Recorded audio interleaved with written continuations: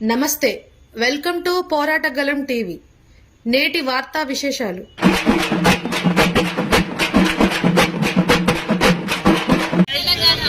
తెలంగాణ ఉద్యమకారుల ఐక్యత, తెలంగాణ ఉద్యమకారుల ఐక్యత, జై తెలంగాణ.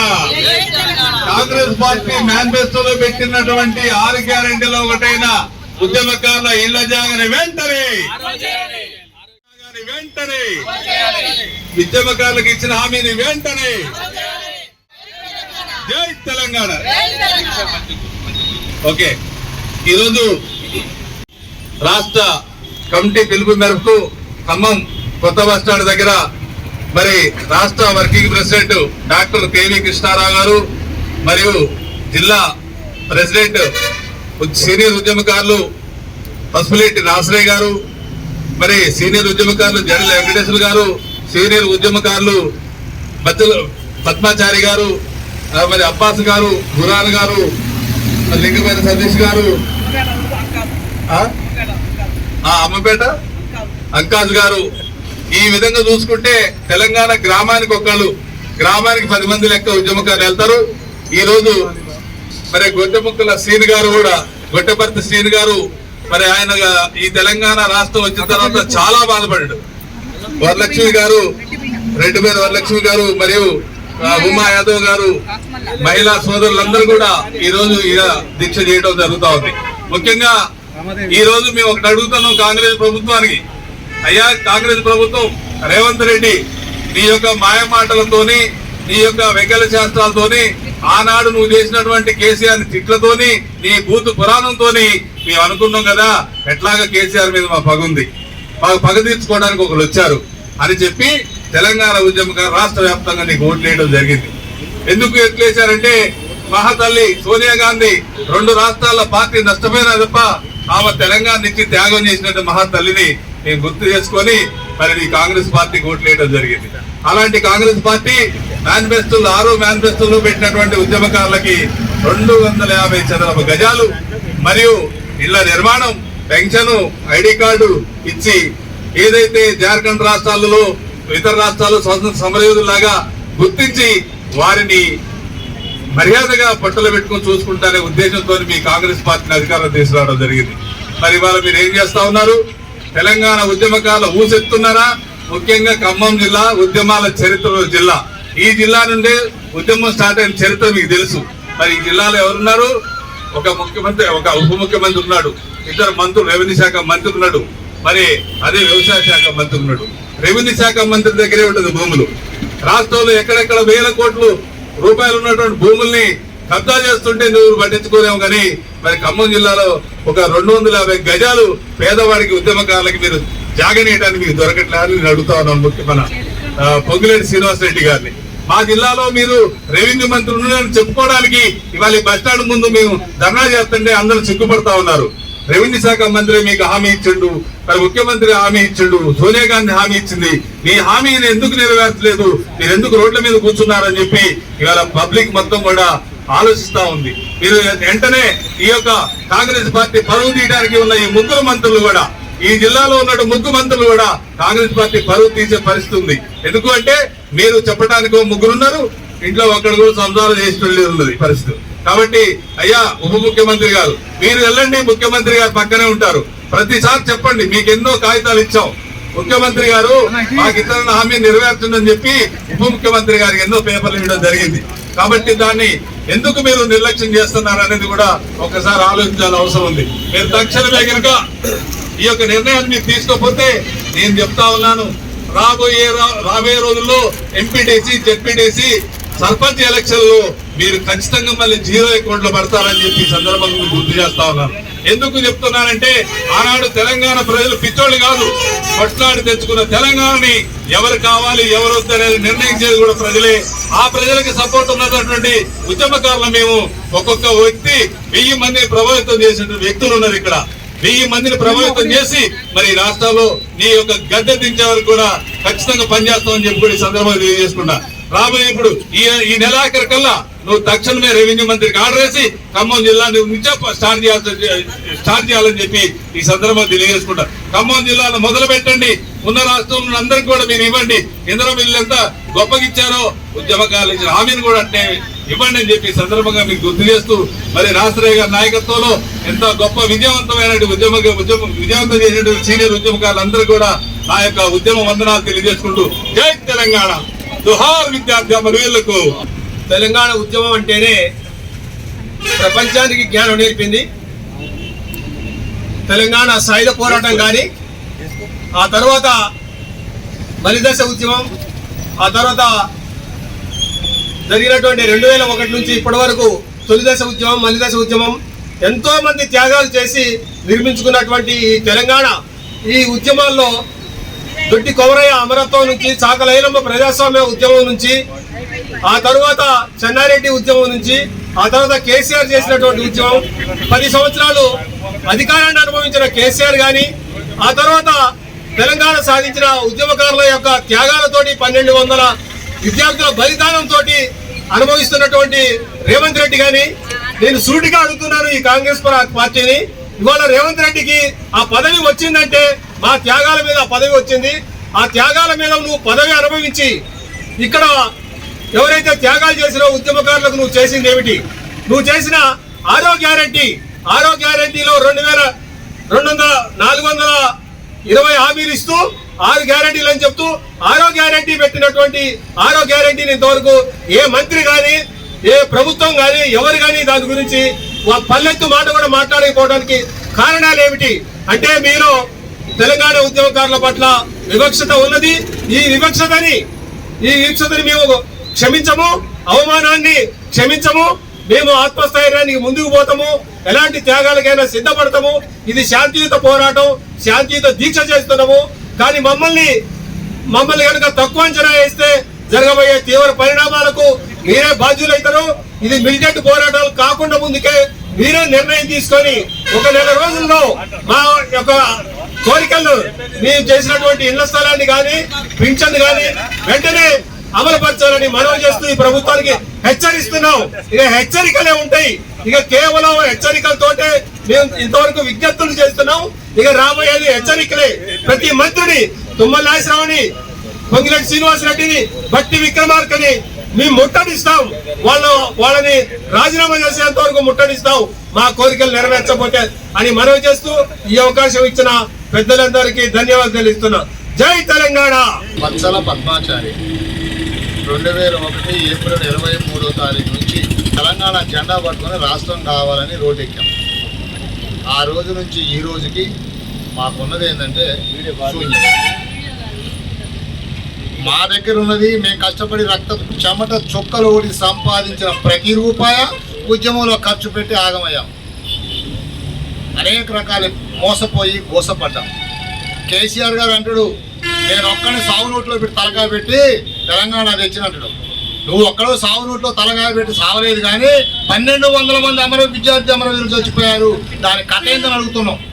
నువ్వు స్టేజ్ ఎక్కితే నేను సాగు నోట్లో పెట్టి తలకాయ పెట్టి తెలంగాణ తెచ్చిన అంటున్నావు. కాబట్టి కేసీఆర్ గారు తెలంగాణ ఆవశ్యకతని ప్రజల్లోకి తీసుకొచ్చిన మాట యథార్థమే, కానీ తెలంగాణ రాష్ట్ర సాధన కోసం ప్రాణాలర్పించినటువంటి విద్యార్థి అమరవీరుల త్యాగం నీకంటే చాలా గొప్పది అని సందర్భంగా తెలియజేస్తాము. 10 సంవత్సరాలు పరిపాలించావు. ఈ ఖమ్మం జిల్లాలో టీఆర్ఎస్ జెండా మోసే దిక్కులేని రోజున మేము 10 మంది 15 మంది మేము ఇక్కడ జెండా మోసి తెలంగాణ రాష్ట్ర వాదాన్ని నిలవబెట్టినటువంటి ఘనత ఉద్యమకారుంది. అదే పద్ధతిలో సొమ్ము చేసుకోవడం కోసం కాంగ్రెస్ పార్టీ తెలంగాణ రాష్ట్రాన్ని ముంజువాణి ఓటుతో ప్రకటించి కాంగ్రెస్ పార్టీ ఉద్యమకారులకు 250 గజాలు జాగా ఇస్తామని హామీ ఇచ్చి, అమరవీరుల కుటుంబాలకు 20,000 రూపాయలు పెన్షన్ ఇస్తామని హామీ ఇచ్చి, ఇల్లు కట్టుకోవడానికి 10 లక్షల రూపాయలు ఇస్తామని హామీ ఇచ్చి, ఉద్యమకారులందరికీ ఆశ చూపి ఉద్యమకారుల ఓట్లు వేసుకొని అధికారంలోకి వచ్చి 2 సంవత్సరాలు అయినా ఈ రోజుకి ఉద్యమకారుల ఊసెత్తలేదు, ఉద్యమకారుల గురించి మాట్లాడలేదు. ఉద్యమకారులకు ఎన్నికల మేనిఫెస్టోలో ప్రకటించినటువంటి హామీని ఏమాత్రం అమలు చేయడానికి నోట మాట రావడం లేదు. ఉద్యమకారుల వైపు కంటి చూపు కూడా లేకుండా పోయింది పరిపాలకులారా, మిమ్మల్ని ఒకటే అడగదలుచుకున్నాం. గతంలో పరిపాలించిన పాలకులు ప్రజాధనం, ప్రజలు చెల్లించే పన్నులు మీరు ఏనాడైనా పోటీ చేసినప్పుడు ఈ వేదికల మీద మేము జీతం తీసుకుంటామని చెప్పారా? చెప్పలే. ఈనాడు ప్రజలు చెల్లించే పన్నులు ఒక్కొక్క శాసనసభ్యుడు 4,50,000 రూపాయలు జీతం తీసుకుంటా ఉన్నారు. అది కూడా కేసీఆర్ గారు అధికారంలోకి వచ్చినాక మొట్టమొదటి చేసిన పని ఏంటంటే ఎమ్మెల్యేల జీతాలు పెంచడం. మొట్టమొదటి చేసిన పని ఎమ్మెల్యేల జీతాలు పెంచడం. జీతాలు ఎందుకు పెంచుకున్నారు, గతంలో ఇంత లేవు కదా అని ఆనాడు అడిగితే తను చెప్పిన మాట ఏంటంటే, మేము జీతాలు మరింత ఇస్తే మోసాలు చేయరు, అన్యాయాలు చేయరు, దోపిడీ చేయరు, లంచాలు తీసుకోరు అని చెప్పిన మాయమాటలు చెప్పారు. అదే డబ్బులు వీళ్ళు కూడా తీసుకుంటా ఉన్నారు. కాబట్టి ఎవడబ్బ సొమ్మని మీరు 4,50,000 రూపాయలు జీతాలు తీసుకుంటున్నారు అని చెప్పి ఈ వేదిక ద్వారా అడుగుతా ఉన్నారు. తీసుకోండి, కానీ మీరు ఏదైతే హామీ ఇచ్చారో ఏ మాట చెప్పకుండా 4,50,000 జీతాలు తీసుకుంటాము అని అనకుండా ప్రజాధనాన్ని తీసుకునేటువంటి మీరు మీ నోటితో మీ ఎన్నికల మేనిఫెస్టోలో ఉద్యమకారులకు 250 గజాల జాగా ఇస్తామని చెప్పి, అమరవీరుల కుటుంబాలకు 20,000 రూపాయలు పెన్షన్ ఇస్తామని చెప్పి, ఈ ఉద్యమకారులు ఇల్లు కట్టుకోవడానికి 10 లక్షల రూపాయలు ఇస్తామని చెప్పి, నోటితో చెప్పిన మాట అమలు చేయలేనటువంటి నీచమైన స్థితిలో, నీచమైన పద్ధతిలో తిరుగుతూ ఉన్నారు, మాట్లాడుతూ ఉన్నారు. ఈ యొక్క ఉద్యమకారుల పక్షాన మీకు తెలియజేస్తా ఉన్నాం. ఆనాడు ఆ పార్టీని ఓడించి నిన్ను గద్దెనెక్కించాం. నువ్వే కనుక ఇది అమలు చేయకపోతే, ఉద్యమకారులకు ఇది ఇవ్వకపోతే, రేపు రానున్న పంచాయతీ ఎన్నికల్లో, జడ్పీటీసీ, ఎంపీటీసీ ఎన్నికల్లో ప్రజలను చైతన్యవంతం చేసి ప్రజల దగ్గర నుంచి ఎంత తీసుకుంటున్నారో, ఎంత దోచుకుంటున్నారో, ఎంత దాచుకుంటున్నారో అన్ని వివరాలను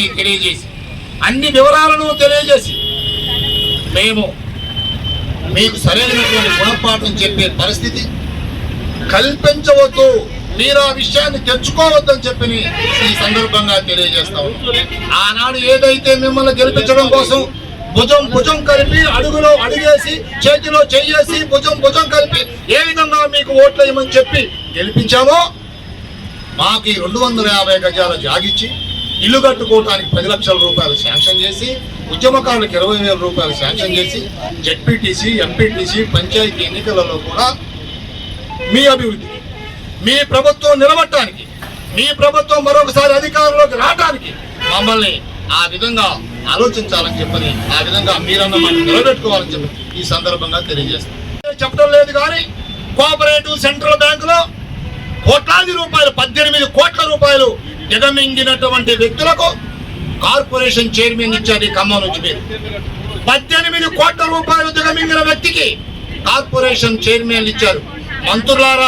ముగ్గురు మంత్రులారా, మీరు చేసే చేష్టలు, మీరు మాట్లాడే మాటలు, మీరు ఆడే ఆటలు మాకు తెలవదు అని మాత్రం అనుకోవద్దు. వీటన్నిటినీ బయటపెట్టే స్థాయికి తెచ్చుకోవద్దని చెప్పని ఈ సందర్భంగా తెలియజేస్తా ఉన్నాం. తక్షణం రెవెన్యూ మంత్రి పొంగులేటి శ్రీనివాసరెడ్డి గారు ఈ రాష్ట్రంలో ఉన్నటువంటి భూమి, ఎచ్చి భూమి, పచ్చి భూమి, పంచాయతీ భూమి, పంచల భూమి, వన్యాల భూమి, చెరువులు, కట్టలు మీరు ఆక్రమించుకుని, ఎమ్మెల్యేలు, ఎంపీలు, మంత్రులు ఆక్రమించుకున్న భూములన్నిటి కూడా మీరే అసెంబ్లీలో తీర్మానాలు చేసి పంచుతున్నటువంటి పరిస్థితి కనపడతా ఉంది. పేపర్లలో, ఎలక్ట్రానిక్ మీడియా, ప్రింట్ మీడియాలో బహిరంగంగా వస్తూ ఉంది.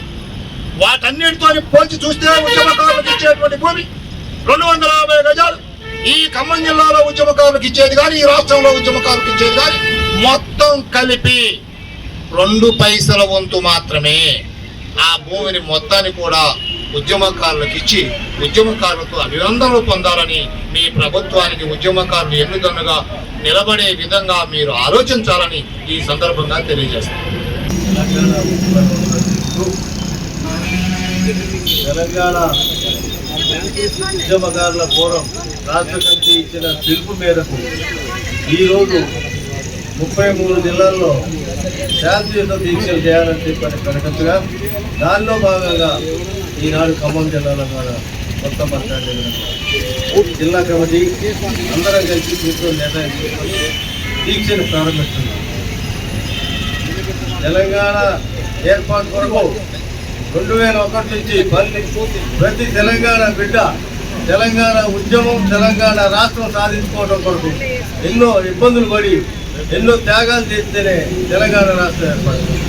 నిధులు, నియామకాలు, నీళ్లు అని చెప్పి మోసం చేసి మనకి ఏమి రాకుండా ఒక్క కేసీఆర్ కుటుంబానికి అన్ని ఉద్యోగాలు దక్కినాయని చెప్పని నేను 2001లో జిల్లా ప్రెసిడెంట్గా ఉన్నప్పుడు వాళ్ళకి ఏమాత్రంగా కూడా రబ్బర్ చెప్పుడుగా లేనటువంటి లక్షల కోట్లు సంపాదించుకున్నాను. 2001లో నేను జిల్లా ప్రెసిడెంట్గా ఉన్నప్పుడు ఒక 10 మందివే బయలు సెంటర్ బ్రిడ్జిలో బస్సులు ఆపాలన్నా చేతులు పట్టుకున్నా రోడ్డు సరిపోలేదు. అందరూ నవ్వారు. అరే నువ్వు జలగ వెంకటరావు కేంద్ర మంత్రి పక్కన 2 కుర్చీలో కాంగ్రెస్ పార్టీ నుంచి ఎందుకురా ఇట్లాంటి ఫారెన్ పార్టీకి పోయాను అని చెప్పానంటే నేను నమ్మి కేసీఆర్ మాటలు నమ్మి 2001లో ఖమ్మం బహిరంగ సభలో వచ్చినప్పుడు నాకు ఫోన్ మాట్లాడాడు. 2001లో ఫోన్లో ఏం చెప్పారు, నిన్ను మంచిగా చూసుకుంటాం, మీ జిల్లా ఆంధ్ర బోర్డర్కి ఆంధ్ర దగ్గర ఉంది కాబట్టి మీకే తెలంగాణ అవసరం కాబట్టి నువ్వు ఖచ్చితంగా రావాలా అని చెప్పంటే నేను నమ్మి టీఆర్ఎస్లో జాయిన్ అయ్యి చాలా నష్టపోయాను. ఆస్తి నష్టపోయినా, తర్వాత వయసు రీత్యా నష్టపోయినా, పార్టీ విధంగా కూడా పార్టీలో కూడా ఏ పదవులు లేకుండా ఉద్యమం చేయడం జరిగింది. 2001లో ఉద్యమం చేసేటప్పుడు నా కళ్ళకి నీళ్ళు వచ్చేది. ఎందుకంటే మీకు తెలియాలని చెప్తున్నా.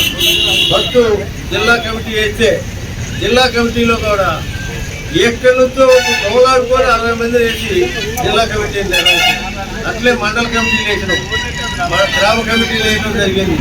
ఉద్యమాన్ని బలోపేతం చేసి రాష్ట్ర కమిటీ ఇచ్చిన పిలుపు మేరకు అన్ని రకాలు విద్యుత్ బిల్లు అయితే నీటి విద్యుత్ రంగం, తర్వాత 610 జీవో, ఆర్టీఎస్ కెనాల్ వాటా, కృష్ణా జిల్లాలో వాటా కోసం అన్ని రకాల ప్రోగ్రాంలు అన్నింటినీ సక్సెస్ చేసినట్టు నా దగ్గర అన్నీ ఉన్నాయి.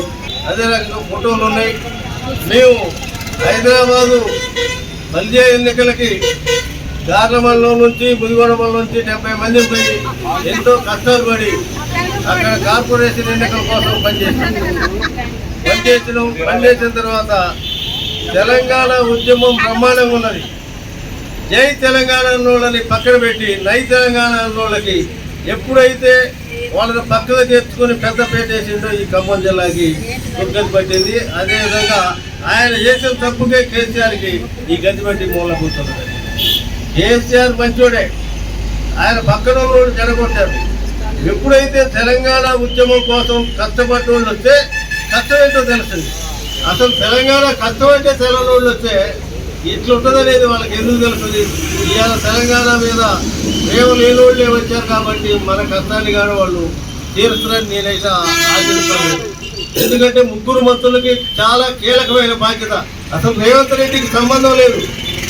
భూములు ఉన్నది ఖమ్మం నియోజకవర్గంలో ఉన్నది. సీనియర్ మంత్రి తుమ్మల నాగేశ్వరరావు గారు, అదే రకంగా రెవెన్యూ మంత్రి చేతిలో ఉంటుంది. రెవెన్యూ మంత్రి గారు మన జిల్లాలో ఉన్నారు. ఉప ముఖ్యమంత్రి మన జిల్లా. ఇంతమంది ఉంచుకొని ఉప ముఖ్యమంత్రి చేతిలో ఆర్థికం ఉంది. ఈ 3 మనకు కావాల్సింది. ఈ 3 కాకుండా మేము అడిగేది ఏంటంటే, మీకు కేసీఆర్ అప్పులు చేసిపోయిందని చాక్య చూపెడతావు, నువ్వు అందాల పోటీలు పెట్టి కొన్ని లక్షలు ఖర్చు పెట్టావు, ఎన్నింటికో పెడతావు, నువ్వు ఆ పని ఈ పని చేసుకుంటా మీ ఆగిపోయిన బిల్లులు కాకుండా అందరికీ కమిషన్లు తీసుకొని వాళ్ళకి పేమెంట్ చేయడం జరిగింది. మా ఉద్యమకారులు నీకు గుర్తు రావడం లేదా? మేము ఉద్యమం చేయబట్టారా మా బిడ్డ మీరు 3 మంత్రులైంది. ఎందుకయ్యారు? ఇదే ఉమ్మడి రాష్ట్రం ఉంటే ఒక జిల్లాలో 3 మంత్రులకు ఇస్తారా? మీరు ఆలోచన చేయండి. మీ గుండె మీద చేసుకొని అదే తెలంగాణ ఉద్యమం చేసి రాష్ట్రం సంపాదించుకున్నాకనే మాకు మంత్రి పదవులు వచ్చినాయి, మేము భోగాలు అనుభవిస్తున్నామని చెప్పని మమ్మల్ని గురించి ఆలోచించాల్సింది. కానీ మేము 3 కూడా విజ్ఞప్తి చేస్తాం.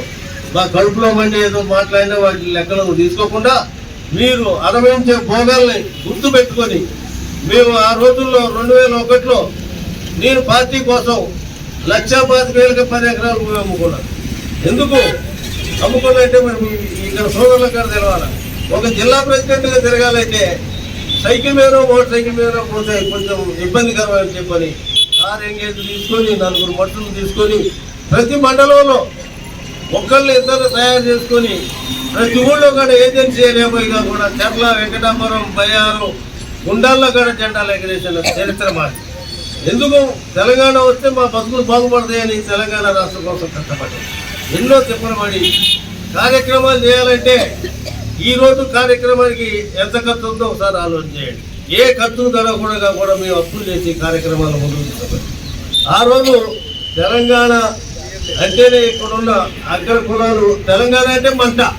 అసలు తెలంగాణ అన్న కేసీఆర్ అన్న మంటతో ఎప్పటికాడ మాకు సహకరించకపోయినా ఎస్సీ, ఎస్టీలు, బీసీలు వీళ్ళందరూ ముందుకు వచ్చిన సందర్భంలోనే తెలంగాణ రాష్ట్రం కోసం ఇక్కడ గట్టిగా ఉద్యమం చేయడం జరిగింది.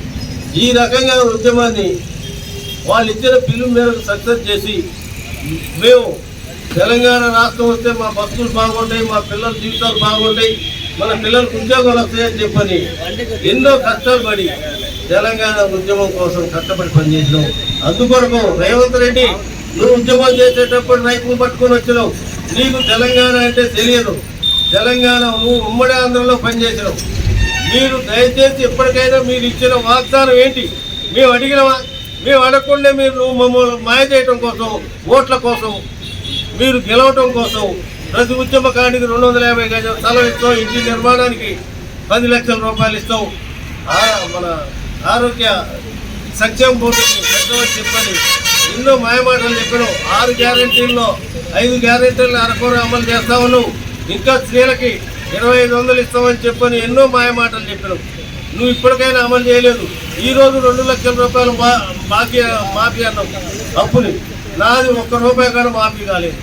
అందుకొరకు నువ్వు ఇచ్చే వాగ్దానాన్ని నిలబెట్టుకుంటేనే మళ్ళీ రెండోసారి నీకేమైనా పుట్టగతులు ఉంటాయి. లేకపోతే మీరు మళ్ళీ కేసీఆర్ పట్టకైతే పట్టాల్సి వస్తుంది. కేసీఆర్ అన్న తెలియగలడు, ఏదో ఒకటి దిమ్మి ముమ్మి చేయగలుగుతుంది. మీరంతా చెట్టు ఒకళ్ళు, పుట్టమొక్కళ్ళు అయిపోతారు. మీరు దయచేసి మా విన్నపాన్ని మన్నించాలని మీ ముగ్గురు భక్తులు తలుచుకుంటే అసలు రేవంత్ రెడ్డితో మాకు పని లేదు. సోనియా గాంధీ మీరు కనుక ఈ కార్యక్రమాన్ని చేయకపోతే మేమందరంగా కూడా ఢిల్లీ సోనియా గాంధీ గారి దగ్గర కాళ్ళకు దండం పెట్టి సోనియా గాంధీని, రాహుల్ గాంధీని, ప్రియాంక గాంధీని కలిసి అమ్మాయి ఇక్కడ మాకు తెలంగాణలో ఎంత నష్టం జరుగుతుంది, మీరిచ్చిన మీ వేదిక మీదనే వాగ్దానం చేశారు, ఈ అమలు చేయడం కోసం మేము మీ దగ్గరకు వచ్చామని చెప్పాను. కానీ ఢిల్లీ కార్యక్రమం తీసుకుంటాం.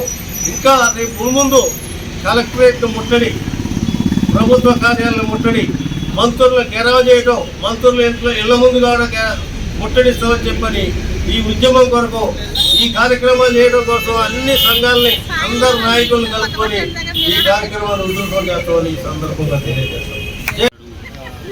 ఇక్కడికి వచ్చిన పెద్దలకి, చిన్నకి, దీక్షకి కూర్చొని మేము రేవంత్ రెడ్డి గారిని ఒకటే కోరుతున్నాం. టీఆర్ఎస్ పార్టీ తరఫున మేము ఎన్నో కష్టాలు చేసినాం. కిరణ్ కుమార్ రెడ్డి గారు ముజ్జగూడ గ్రామంలో కిరణ్ కుమార్ రెడ్డి గారు వచ్చినప్పుడు మమ్మల్ని మొత్తం పోలీస్ స్టేషన్లో అరెస్ట్ చేశారు.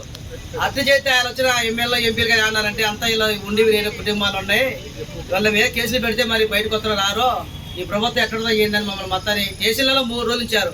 కిరణ్ కుమార్ రెడ్డి గారు ముజ్జగూడ వచ్చేటప్పటికే 3 రోజులు మమ్మల్ని స్టేషన్లలో అరెస్ట్ చేశారు. భోజనాలతో సహా ఎస్ఐఆర్ తీసుకొచ్చి పెట్టిండు మాకు భోజనాలు. ఎస్ఐఆరే మీకు ఏది కావాలన్నా కూడా ఆయన తీసుకొచ్చి పెట్టిండు. దాని గురించి మేము అప్పటి నుంచి ఇప్పటిదాకా 2001 నుంచి ఇప్పటిదాకా మేము పార్టీలో పనిచేసినాం. అధికారం చేజారిపోయింది. కేసీఆర్ కూడా వాళ్ళు గుర్తించలేదు. రేవంత్ రెడ్డి గారు, తుమ్మల నాగేశ్వర గారు, మరి పొంగళి శ్రీనివాస్ రెడ్డి గారు మీ అందరూ గుర్తించి మాకు చేసిన కష్టాన్ని ఈ బిఆర్ఎస్ పార్టీ పెట్టారు కాబట్టి దీన్ని పరిధించి మాకు ఇచ్చిన 6 గ్యారంటీలోనే మాకు ఇవ్వాల్సింది మాకు కావాల్సింది కోరుకుంటున్నాం.